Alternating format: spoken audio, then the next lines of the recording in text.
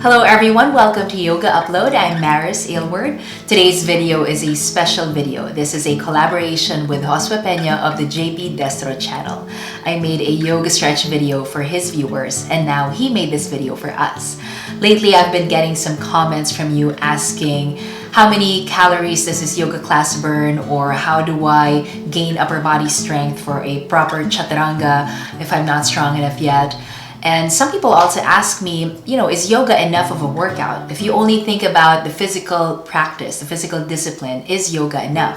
And so in this video, he talks about how you can supplement your yoga practice with weightlifting. Also, what are the myths about lifting weights? Like, are we gonna get huge? Are we gonna get bulky? Especially the women, that's their concern. And towards the end, he has some tips and exercises that you can do. Now, with all the yoga that I do, I don't think I've ever been able to do a pull-up, like a real pull-up. So, year 2016, with his help, it's gonna happen for me. All right, enough about me. Here he is.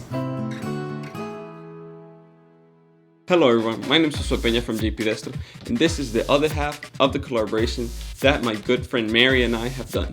Everything that I'm going to share with you here is from research that I have personally done and personal experience that I've seen on friends and other women. Now, let's get started with the topic and myth we have at hand. A lot of times women struggle with upper body and arm strength, sometimes even those who do yoga. Here I am to propose a little solution for that. Adding resistance training to your workouts, or in other words, weightlifting. Now, when we say weightlifting, a lot of women think that they will become the next Ronnie Coleman or they will turn into a She-Hulk if they lift something heavier than 10 pounds. Okay, maybe I'm exaggerating a little bit, but only a little bit, but you get my point. You also hear weightlifting is bad for your joints, and once you've gained muscle, you can't stop lifting or it will turn into fat. All these are myths and they are completely false. But before I tell you why they're not true, I want to share with you some of the facts that you maybe didn't know about of why you should be lifting weights. Here I'm living out facts like heart health, strength, confidence, stress relief, better sleep, since we all know these benefits by now. Number 1. More effective fat loss. Even though many people see weightlifting as means to only gain size, when we contrast it against cardiovascular exercise, resistance training comes on top in the battle to burn more calories. Since you're burning calories not only when you're working out, but also after you exercise. This is called or known as the afterburn effect. Number 2, your body will become more efficient. When you increase strength and lean muscle mass, your body uses more calories and uses them more efficiently. Number 3, curves. No. I'm speaking as a man. And for me, when we talk about women, it's all about the personality. And that hourglass shape is a really nice personality. Alright, maybe I'm kidding. As you build more muscle, your body begins to have a nice shape. So, while endurance training might help you to lose weight, it won't really help you to build that bikini body that women look for and that men love. The other negative side from endurance training is that the weight that you lose can come from both muscle tissue and fat. If you're losing both fat and muscle, you can also be losing those lovely curves that you work so hard. Number 4, as you age, you are at the risk of losing both bone and muscle mass. Post-menopausal women are at greater risk of osteoporosis because the body no longer secretes estrogen. Resistance training is an excellent way to combat loss of bone mass, and it decreases the risk of osteoporosis.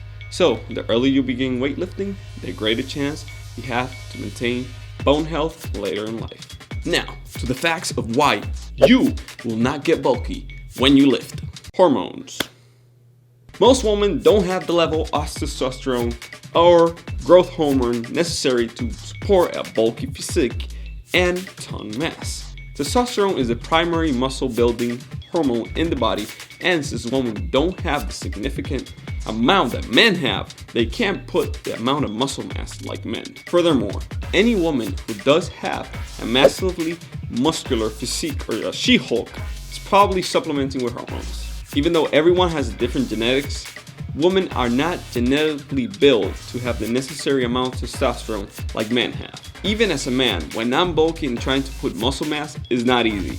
You won't turn into a She-Hulk just because you perform some squats or deadlifts. But one thing is for sure, you'll end up with a beautiful hourglass physique. Now, just like genetics, the way you train determines how your body develops or looks. Bulking or hypertrophy is not as easy as you might think. One really good way to train is to utilize compound movements or full body movements. This will help you increase lean mass and decrease fat simultaneously. Apart from the training, your diet plays a huge part. To bulk, you need to overeat, and this is very unlikely to happen. Now, when was the last time you purposely overate to gain weight? And I'm talking about Christmas, New Year's, or Thanksgiving dinner. Those do not count. I'm talking about purposely consuming more calories than you need, not because you like it, but because you want to gain weight. So unless you're eating to gain, it is very unlikely that you will get bulky. So the images of female bodybuilders that you see showing up that they are turning to She-Hulk and that they have bulked up, you really don't realize the amount of preparation and work and planning it takes. You have to purposely work to get that. Now, I am by no means saying that you should quit doing yoga or stretching for that matter. Yoga is extremely beneficial for you. I train to perform better as an athlete in soccer, and stretching regularly and doing yoga helps a lot with this. What I am proposing is that you add strength training or weightlifting into your routine because it can be of great benefit for you. Having a balance between both types of training is maybe the best thing you can do, and it will definitely get you the results that you want and the performance that you desire. Now that the myth and benefits and the facts are all put out there, here are a few exercises that are really good for you when you're trying to develop upper body and arm strength. Here we try to focus on compound exercises or the exercises that target more than one muscle group. For example, pull-ups. Pull-ups and the different variations of pull-ups work your entire back, biceps, and shoulders, or all your pull muscles. This is a really great compound movement and a must for anyone. If you're not able to do a full pull-up, try jumping into a pull-up position and slowly coming down, or try to doing pulls. If you do have access to a gym, you can also do lat pull downs and all the variations here until you get the strength for the pull-up. Another exercise is push-ups and the different variations. These work your chest, triceps, and shoulders, or all your push muscles. Other compound exercises are bend over rolls. These work your pull muscles, and dips and L-sits. These work your push muscles and core. If you're an expert, you can also do explosive push-ups like clapping push-ups or Superman push-ups. If you want one exercise that will work everything together, you can try to do muscle-ups.